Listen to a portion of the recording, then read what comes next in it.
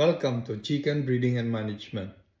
Bakit kalimitan mas marami ang babae kaysa lalaki sa isang grupo ng magkakapatid o ng isang brood ng manok? Dapat kasi 50-50 ito dahil ito ang tsansang maging lalaki o babae ang palahi base sa pagiging hating kapatid ng broodcock at broodhen sa kanilang mga anak. Sa mammals gaya ng baboy, baka o aso, medyo madali. Ang pinakaposibleng sagot, ang haba ng buhay ng semilya. Ayon sa research, ang semilyang panlalaki mabilis lumangoy pero mabilis ding mamatay bago pa makarating sa itlog. Ang pambabae mabagal lumangoy pero tuloy-tuloy dahil mas mahaba ang buhay. Sa manok, hindi pwedeng ganito ang dahilan dahil puro Z ang chromosome ng broodcock. Sa broodhen ito nakasalalay kasi siya ang may ZW. Wala pa akong alam na explanation kung bakit mas lamang ang dami ng anak na babae sa manok. Dahil mas maraming namamatay na egg cell habang maliliit pa ang egg yolk.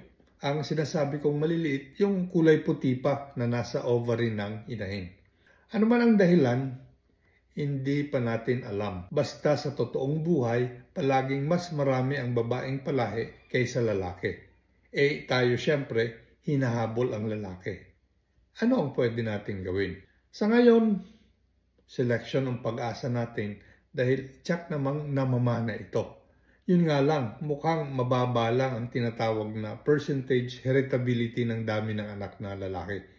Meaning, malaki ang kinalaman ng ilang factor sa pagkakahayag ng potential niyang magpalabas ng maraming anak na lalaki. Kung anong factors na hindi genetic ang nakaka-impluensya, di pa rin natin alam. Pero kahit na mababa ang tsansa, ito pa rin ang best bet natin dahil wala namang ibang paraan. Kung may inahin tayo na mas marami ang anak na lalaki, ito ang pinakamaganda nating material na inahin. Kahit wag na ngang lamang ang lalaki. Yung magka 40% man lang ang lalaki, go na tayo sa inahin. Ano ang gagawin? Simple. Kung pipili tayo ng mga gagawing replacement broodhens, mga anak niyang babae ang piliin natin.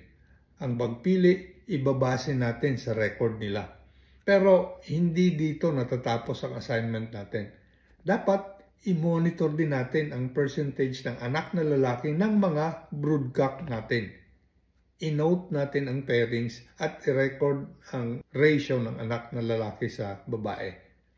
Tuwing pipili tayo, yung maganda ang percentage ng anak na lalaki ang piliin natin. Sa ganitong paraan, posible nating makamit ang target nating maitaas ang percentage ng palahi na lalaki. Maraming salamat sa panonood.